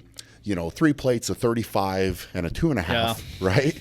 And they can't do 4 plates. But that's a mental block. It's just something that happens. But if you put some chain weight on there, some band, they may be able to go past that and then break through that barrier a little bit easier. And I mean, I like to do stuff like that. Number one, I mean, to some extent, I mean, for those reasons, but also because it keeps the training fun and interesting. Right. Fun and interesting. I mean, how fun is it to be able to go into the gym and have a different, maybe a different bar for squatting or, some different crazy setup for deadlift. And, you have all these different things going on. It's a new challenge. And it's awesome. It's, when you add that in, it certainly makes it a little bit tougher with the programming to know how to do it, when to do it, how to make that all happen. But, you refine the process and it makes you better overall. And that's really the name of the game. If you can go in, you can keep your training fun, keep it interesting, and you're getting stronger and you're progressing, what else do you want? Yeah. Conjugate that's pretty popular in CrossFit as well, yeah? Do you ever use any bands, chains, specialty bars, anything weird? Yeah, I have. I mean, I go through little periods where I get into stuff like that, and it definitely helps, and then coming back, like you said, coming back to the weights, you're hitting weights that you hadn't before in the past, and just because you're kind of a little bit more fresh to it, it's something a little bit different. It can get really stale Olympic weightlifting and putting the same plates on the bar for the same lifts over and over, and it's really hard for the Olympic weightlifting to do something different. And you gain a kilo here or there, maybe. It's like the snatch and the clean and jerk. It's really hard to train other things, bands and chains and stuff like that for squats and pulls. That it does help. It does help a lot. Yeah, get some variety in there. You had the honor of competing against Rich Froning. He's probably going to go down for many years to be especially because at the inception of when CrossFit got popular, he won so many times in a row, especially. He'll go down as like the Hoist Gracie, of the UFC type deal. What was it like competing against him? Yeah, I mean, he's one heck of an athlete, Yeah. I got to compete with him. I was a little younger when I was competing with him. It was cool to learn from him and be able to see how he competes and see how he does things and how he trains. And they do a lot of the backstories, like you said. So you get to learn from that. And he came before earlier, and Right. he was just way ahead of everybody else. So he kind of like set the bar there, so everybody can kind of try to step up to that bar. Yeah, it's and pretty he's a cool. guy who trains like 3 or 4 times a day Yeah, he too, trains right? a lot. Trains He's a just lot. always lifting. He's kind of a meathead in a way. Yeah, and I mean, he's really kind of set the tone for the sport. And, Right. done a really good job of it, and been a really good ambassador for the sport. That's cool. Do you get to compete or train against him? Yeah, I mean, I've I've visited. I go down and visit Right. occasionally, Oh, and cool. my wife's friends with his wife too. Oh, so I think cool. it's more they like to hang out, and then we just train together. Right. But it's good. You for, guys always it's good trying for to both kind of us. of one up each other type deal, or is it just more chill than that? I mean, it's more chill. He's pretty laid back guy. Right. He works hard when we work hard, but then hanging out and just chilling the rest of the time, doing some fun stuff outside. How supportive are you guys of each other, of your rivals in the games itself? Yeah, I mean, you'd be surprised, like behind the scenes stuff. There's a lot more camaraderie than you think there is. I mean, you can play it up to being like Super cutthroat or whatever. Yeah, right. But it's behind the scenes. Everybody's pretty laid back and chill, and a lot of the guys have a pretty good sense of humor. Just because we're out there getting beat up all week, you kind of have to have a good sense of humor. You can't be like super regiment, like super strict about anything and serious. Yeah, burn all the yourself time. out. You get pretty exhausted trying to put on if you put on a face. So normally everybody's themselves, and they're just hanging out, having a good time, and competing too. What event would you choose to do against Bill Kazmaier in his prime? Man, that's an off the wall question. I was just listening. And I was like, that was good. Didn't signal that turn. Man, Kaz in his prime. Didn't he they wouldn't invite him to one strongman or something weird because he was kicking everybody's ass so much or something weird like that? Was that like a rumor or whatever? I don't know. To be fair, I don't know exactly. Yeah, I can't really speculate. I heard something weird. Either like that, disagreement with the promoters or something. Right, I don't really know. Kaz was pretty intense. I would say that I would like to have if you could do it, obviously it's hypothetical. Right. I just like to have a whole contest. Really, like top to bottom, get a good mix of events in there Right. with, some of the stuff they maybe used to do or Right. some of the stuff we do now and just see what happened. I mean, what were the weights like then, and what was his body weight? I think Kaz was about 340, 330, 340. Just a little guy. Yeah.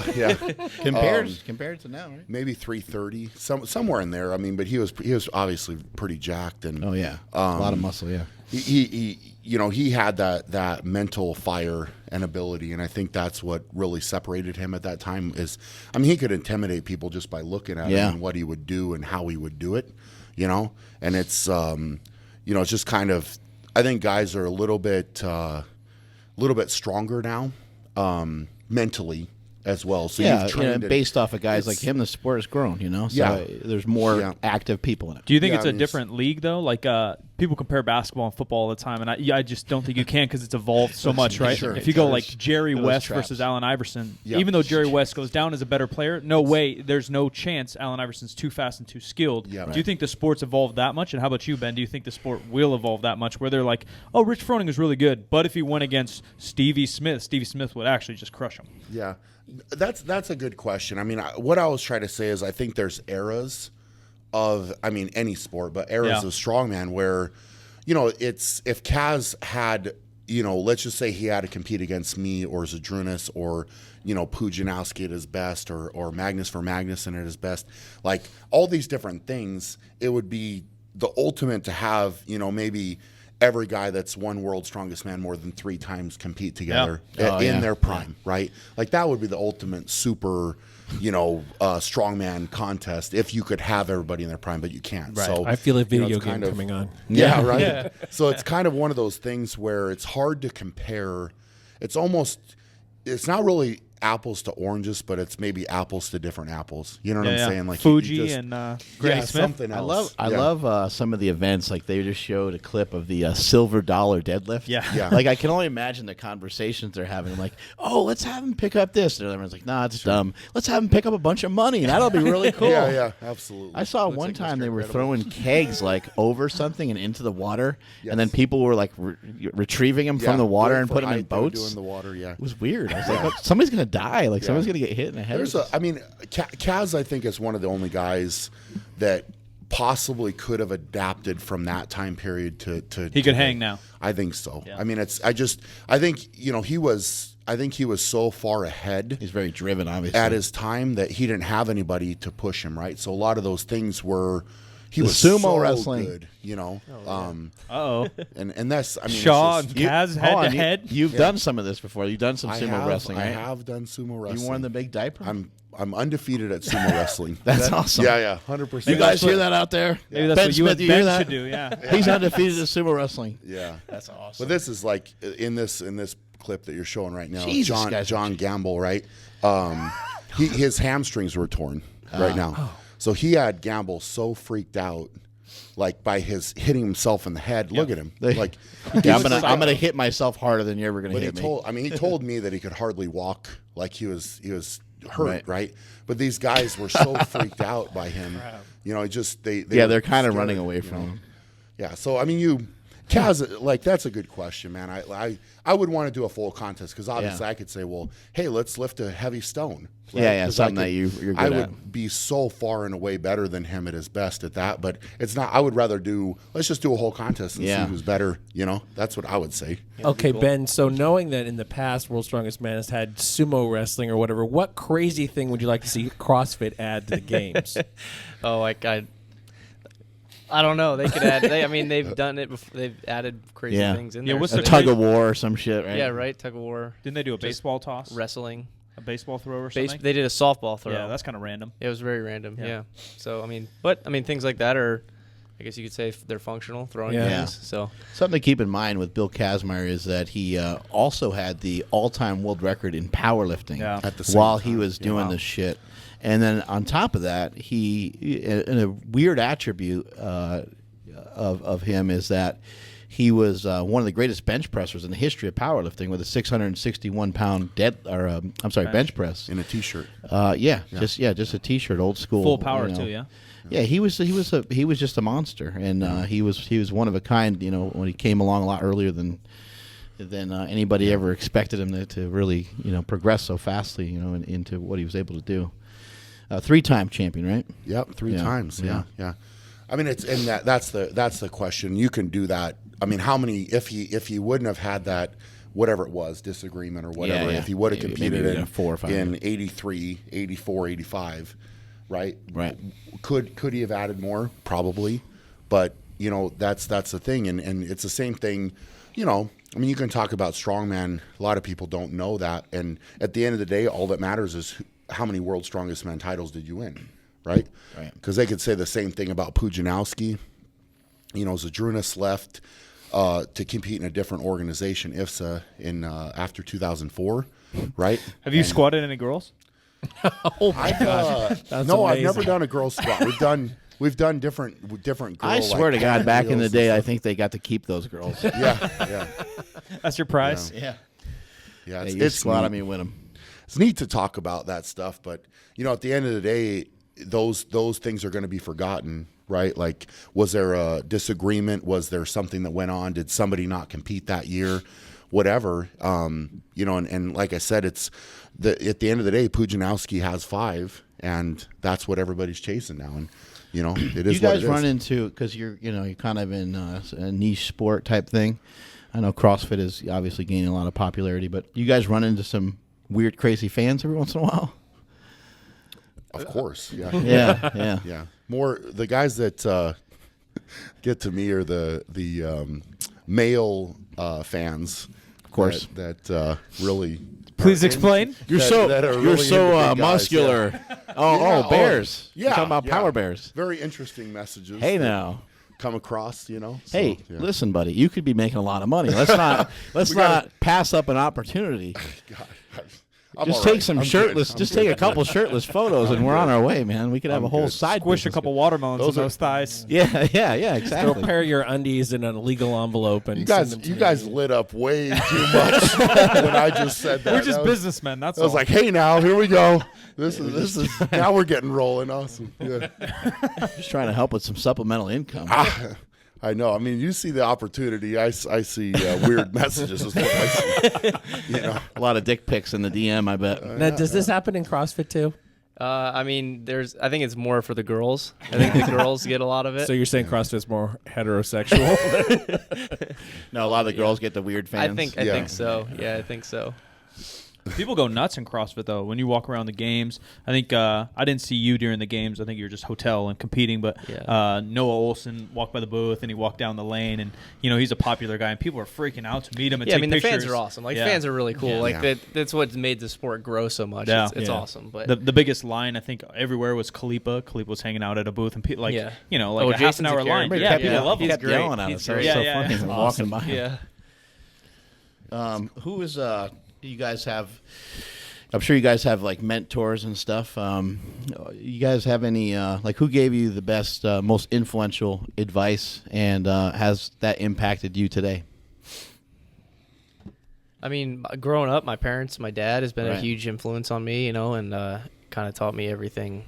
I remember just sitting when I was younger and him reading bedtime stories and talking to us stuff like cool. that is something that I want to be able to impart on my kids when I hopefully have a family someday, and do the same for them. And that's the sucky thing about having an awesome dad, is that you got to try to live up to what they did. That's what I got. That's what I'm fucking faced with. I'm like, Jesus, it's not gonna be easy. Yeah. Is there anything in particular? Does the old man have some saying or something that you kind of use as something in daily life or something like that? Or yeah, I mean, I couldn't say that there was one saying. he probably has but a bunch. Yeah, probably. He probably has a bunch. But no, really just working hard, outworking people. Right. You really can do. You got to find, like you said, you got to kind of find your niche, find what you're Right. good at, and then you can be better than anybody else at that as long as you work harder than everybody Was that else kind at of that. stuff that he, told you, or is that kind of more stuff that you just saw him do, kind of lead by example? Yeah, I almost, mean, or it was a combination? little bit of both. Yeah, Yeah. I mean, he was very successful in his football career and everything, Right. and seeing that, and he was successful at his job. He always does. He was Right. always I always looked up to him and everything. So Right. yeah, definitely. And he deadlifts 600 pounds. Now he deadlifts more than me. Well, then, so you're just kind of putting two and two together. He's successful. He works hard. He's kind of making it happen. I mean, it's like having a example like that to look towards, in your own home is huge. I would completely agree. The parents dictate so much. Growing up, mentality, hard work. I was always told if I start something, I don't quit, I finish it. Yep. That's just, and you have those lessons and they carry on. So it's just something with kids. As parents, you can influence them so much just by leading by example and telling them that type of stuff. And it's very, very true. Obviously, I mean, look at these both Ben and I saying the exact same thing to some extent. It's very true. And having great parents and great role models around you like that can influence your life so much. And the way that you do things, the way you approach things, and for me, I've always just tried to learn. I've always tried to listen first and talk second. Right. And I think too many people out there think that they know everything and they don't want to listen. Right. Yeah. Yeah, it's a big thing. Mike walks in just talking. Yeah. So, I mean, if you can learn, I've always tried to say, if you can learn something from somebody and take just something away from them, you get better. Right. And then you can talk, but you kind of ask questions, feel out, what they're saying, why they're saying it. Maybe they've come up with an idea or something.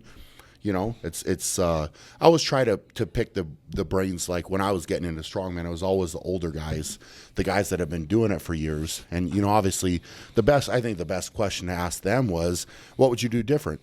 If you could go back and maybe you were my age, and this is when I was kind of getting started. Now I'm getting to be one of the middle-aged elderly strongmen. Yeah, I'm not going to say old, but I was the oldest competitor in the final this year, which was ridiculous. Wow. Yeah, last And year you're was 34. Last year was 35. Felix 34. Yeah, Felix was 50, 49 last But CrossFit's year. getting to be like that too. There's younger and younger people. It's popping getting up. young, and the older people are falling off. So Yeah. I mean, the field's getting younger and younger. I'm not in the the young group anymore, which is crazy. Brian, have you ever killed anybody? I'm not going to answer that on here. Oh, never mind. No one's here. Not, Off these- the- off yeah. the Not air. that I know of. I mean, I've left There's before that that one actually guy over the bench. There's a broken back. There's Yeah, a yeah, couple yeah. instances. Little Smokey was talking shit on your T-shirt. I know him and I are going to have words. What you have any messages for Fat Dan? Is there anything that guy can do, or is there just really not much hope? Here's the deal. Like Listen up, Daniel. Yeah. Storm cloud. Last time I was here, I mean, he has a body weight well over 300 pounds. Well over. Yeah, well over 300 pounds. Couple cheeseburgers over 300. Quite possibly the smallest arms I've ever seen on a 300-pound man. Very skinny arms. I left him an with unattractive attribute of a 300-pound man. Yeah, you gotta get a little bit more yoked up. But what does he got to do? I mean, he really just needs to build his arms up. It's embarrassing. Is what it is. So, last time I told him when we were in here, curl bar or something. That it's just one of those things. He needs to wear long sleeves at all times until that problem's taken care of. Longer sleeves. Yeah. Ben's are bigger and the weight 100%. I'm enormous. Yeah. Yeah, not feeling too good about myself over here. No, but you're proportional and you look jacked, right, for your size. So Dan's just got a big problem. I mean, we'll see. We'll just see when he comes in, like what happens with his arms. But I mean, he better be wearing long sleeves. Maybe you can put him through an arm workout. This would be good. Yeah. It might be the first one he's ever done. I don't know. Somebody should do that. Yeah. Maybe you need to get him like 3 or 4 curl bars that he just has stationed throughout his house. In front of the refrigerator, maybe. In front of the fridge. He's got it. Would be a good spot. Yeah, if he wants to open the fridge, he has to do so many curls and so many tricep just to unlock extensions. it. Yes, yeah. Arm blaster. Yeah. What would we do without Fat Dan? We wouldn't have anything to talk about. It wouldn't be funny. Yeah. Yeah, we don't have anything to talk about. Well, he started wearing those sleeves to cover it up, right? Those like the compression sleeves. That was a good choice on his part. A little padding in those might have been really good too. Yeah. I mean, he probably could do that. How about some neoprene underneath a couple sweatshirts? I mean, Mike used to wear like 4 shirts in here back in the day. Yeah. And then you got on the gain train. I think it was a basketball habit because you'd have like a jersey, or I'd wear a shirt under my jersey, and then jersey, and then you have a shooter shirt when you warmed up. Yeah. So I don't know why, but I just wore like an undershirt all the time. Smokey, he had 3 or 4 shirts on at all Smokey times. wasn't even here. I know. Smokey He doesn't know the backstory. Running around on a train. He doesn't know what's going on. Choo choo. Where do you see your sport in about 5 years? And if you don't see it changing a whole lot, what are some changes you might like to see? I mean, to be fair, this is something I think about a lot, and the other competitors think about a lot. And, I think that it could catch on and explode a lot more if it was put on TV and pushed and promoted harder, quicker, right? So you can't have the long gap. It needs to have a set television schedule, promoted. I think that some of the events, and we've seen this happen in the last couple of years. They're doing a lot more larger live events. So I mean, there was a contest this summer. There's 10,000 people in the audience watching at Europe's Strongest Man, and it'd be nice to see some of that come over here to the States, and I think a lot of doors could open that way. The promotion. It's more popular overseas, correct? 100%. I mean, strength is looked at a little bit differently, I think, in some of the Scandinavia and Europe and some of these other countries. It's just put on more of a pedestal, and it's certainly changing, I think, a little bit coming here in the States. And I think there's kind of a movement happening with working out and training, and you're seeing a lot more women get involved, which is awesome. Like Strong Women, that's blown up here in the States, and that's really cool to was that see. The other day that we posted on MB Slingshot, Whitney or something, or what's her name? Would you post the other day, Smokey? Charity Witt. Somebody's all over there. Charlie Zamora's all over it. Yeah. Well, no, that's Pull that up. That's hot. This girl's doing stones, and it's fucking. Well, it's awesome. Yeah, I it mean, is. It's cool. It's empowering. It's awesome. So you see that grow. I think that side of it. We're opening up some different weight classes. I think that's going to draw more competitors in because you have. I mean, at the end of the day, not everybody's going to be, over 6'5" and 400 pounds. So I don't know if you can look at Instagram through here. You can't, huh? I can, yeah. As a matter of fact, it's just. I think it's an Instagram clip. I think that stuff needs to keep going in the right direction. Open up the weight classes. There we go. Have different events, and I think Moment of silence for this. Okay. No tacky, by the way. There you go. That's just cool. See? You know what? Like, But that's just awesome. At the end of the day, this is functional strength. right? Right. It's just being strong as a woman, being strong as a man. You just being functionally strong. I mean, I think that's catching on so much more, and I think CrossFit has helped it so much, right? And so it'd be cool I think a lot more people would be watching if it was her lifting rather than you. Yeah, probably. Yeah. I mean, maybe it's just the wardrobe. I don't know. Yeah. I'm all right with that. Yeah, unless it's those guys that are sending me messages. Do you think there's any reason for strongman to perhaps have some other type of challenge, or it be lighter or softer, or somehow be more inviting to the general public? Because it kind of seems like a lot of them are big Neanderthals like yourself. Sure. A lot of Sasquatches out there. And, so somebody that's, Ben's size, or somebody that's, 5'8" or 5'7", they might not think it's for them. Sure. Well, and that's what I was saying with the weight classes and just having it. I think the general public, I mean, if you could go, pick up a sandbag or a really small stone or something and do it, it can all be scaled down. Right. Everything can be scaled down. It's just there's somewhat of a disconnect, I think, between world's strongest man and the top level, where you have guys my size and the strength level that I'm at, where it's so maybe I don't know if that's the issue. Like, look at basketball, and also bodybuilding, like like the but people top still guys, do it. You watch the NBA and Shaq's dunking on someone, but you're still 6 and you want to go shoot. Like, that's so scaled down. But strongman is very inconvenient. Like, basketball is very convenient. You need a just ball. grab a ball and you need a ball, and everywhere there's a hoop. Yeah, I think CrossFit's helping that, though. Like, the last 10 CrossFits I've been to, there's a yoke in them. Everyone has yokes. A lot of them have Atlas stones, and a lot of strongman lift like powerlifters, right? Yeah. It's just squat bench so dead in different forms. The thing is I think there's so much crossover between all of them, right? Between CrossFit and strongman and powerlifting and all of these strength sports, and for whatever reason, there's such you're in one camp or you're in the other camp or you're in this camp, and I don't like these people because they do this, and it's like when they had, I don't know if it was a regional or something, where they had a stone medley, kind of like lifting stones. And I remember there was a post by Rich Froning. Somebody told me about it, and he, so many people were jumping on him because the stone wasn't heavy enough. And I was so much on the other side of the fence. I was like, you guys don't understand. If this gets in here, it's cool. People lifting stones, it's functional strength, right? Yeah. It doesn't need to be a 500-pound stone. It's just lift the stone, get better, and it's such a it can be such a bonding thing between all the sports and because there's I don't know why that exists, right? It's just kind of one of those things. It's not like, I'm not going to be able to do what Ben does, and Ben's not going to be able to do what I do, and that's okay. There's nothing wrong I can't with do it. any of it. But I can benefit from his strength training, and I think he could benefit from the conditioning as well. So it's kind of like you have to be open-minded. Like, a lot of people aren't very open-minded. Right. I mean, when you think of some of the CrossFit workouts, like maybe he's not going to do a handstand push-up. Right. But maybe there's no reason for him. But maybe he introduces 21:59 into a workout, or maybe he does certain attributes of CrossFit. Yep.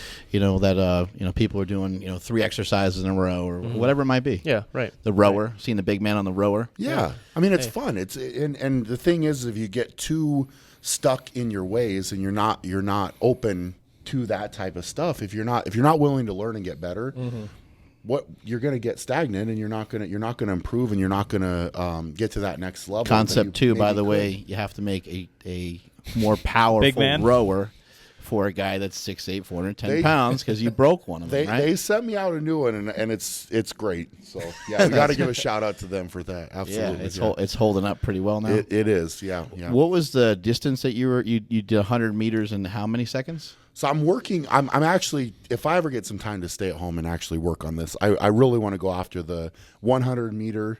It's just a sprint, obviously, and then a 500 meter sprint time. So we'll see. I mean, it's just one of those things. I'd like to be able to break those, because it's a crossover.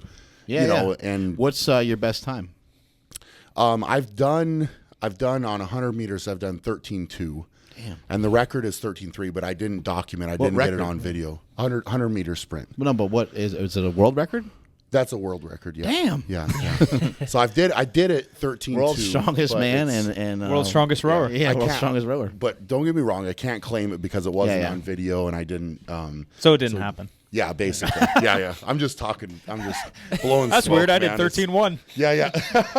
And then we were talking about Grace, which is just a clean and press. 30 clean jerk, Yeah, 135 for time. Yep. And then what did He you say? did it. He did it like a minute. Right?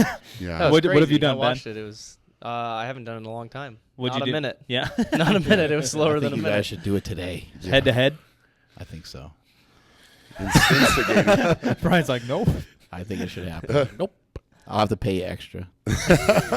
Anyway, what are some changes that you'd like to see, if any, or where do you see your sport in 5 years? The sport's grown so much in 5 years. The past 5 years, I have no idea where this thing's going to go in 5 more years. I know they're getting a different venue this year, so they're not going to be in the StubHub Center. They're not going to be there this next year, so it could change the whole event. I don't know. Right. I'm not sure, depending on how like the logistics go and everything. Space. I'm thinking they space. could have. I mean, because you always On see the moon. Yeah, you always see like certain events based on where you're at.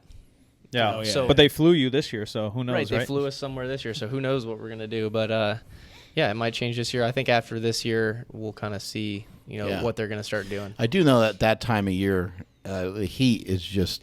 I mean, each person has to deal with they have to deal with the same heat, right? But yeah, if they think it's hot in California, and they have it in Florida, it's Yeah, gonna be a that's whole really bad. different that ballgame. humidity. They're not moving cities yet, just locations or just Well, venue. Yeah, I mean cities. Oh, They they might. may. Yeah, They're they looking might. at like different I didn't know that. different places. I've heard interesting. East Coast. I've heard overseas even. I've heard. Oh, really?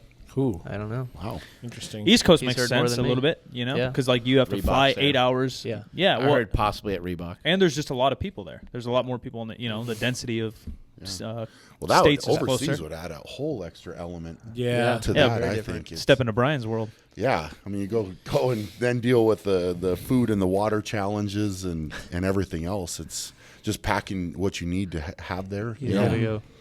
You gotta go like kill dinner. Yeah, I mean, yeah. It's sometimes has got close to that. Just chasing down elk. Yeah. You don't know what kind of meat you're eating, that kind of stuff. Yeah, that's good.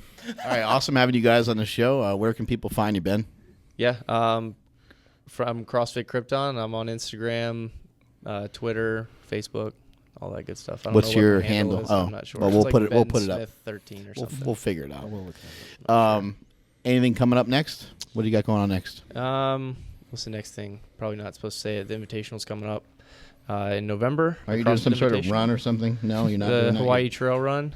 That's in this week. Yeah. Later on this week on Saturday, and then now the Open next year. So A couple months There you to go. chill and yeah, train. yeah, just training and focusing on that. BSMIT 13. There you go. B Smith 13. There you go. Boom. All right. I should know that. I should know that by now. My answer is Smith always 13, I don't there know. you Okay. Yeah. B Smith 13. Just type in Ben Smith, you'll find it. That's true. What do you got, Brian? Where can people find you? Oh what do you got man, coming up next? I'm as far as coming up, I've got a couple things here. I'm going to do the Arnold over in Barcelona, so that's coming up. I've been on the road crazy. So. Compete or just hang out? Yeah, I've got to compete. compete. I haven't been able to train at all, but I'm going to compete. So yeah, it's hopefully it. I mean, I don't like getting When in is this that? position. Less than 2 weeks. Okay. Yeah, we'll figure it out. But I'm gonna do that, and then I think I'm gonna compete in America's Strongest Man this year here in the States. Tell 'em 'Cause I'd why. like to- we have had Tell everybody a non-American that actually is allowed to compete USA. in USA. Europe's Strongest Man. USA. That's won the title, and I don't know why that has happened, but it. Fuck that guy. Yeah. It needs to be held by an American. That's right. all I'm going to say. So, right. so I think I'm going to do that for fun, and then yeah, after that we'll probably kind of take a little time to set some new goals and work on next year. But people can find me. Pretty much everything of mine is Shaw Strength. So shawstrength.com, @ShawStrength on Instagram. On Facebook, all that, just Brian Shaw. Where do they get the dirty pictures? What's that email? The topless photos. That's those get deleted and yeah. Thankfully, to be fair, it hasn't happened as much anymore. So Well, it's about to. I'm thankful, yeah. So anybody watching this, no, I don't need to see it. I don't want to see it. Leave it alone. Yeah. Multiply your hustle, multiply your muscle, and make all your shit to be tapered. I'm at Mark Smellybell on Twitter and Instagram. Later. Shout out to all our sponsors, 8Man Strong at 8manstrong.com, bodybuilding.com for all your supplement needs. Increase your bench, howmuchyourbench.net, Power, The Strength Magazine, available in digital and print, thepowermagazine.com. I'm Silent Mike, Instagram, Twitter, YouTube, wherever you want. I'm Jim McD, STTV, everywhere that I would want you to find me. Follow the show on Instagram. We are at Mark Bell's PowerCast. That's 3 years, folks. 3 years. Boom.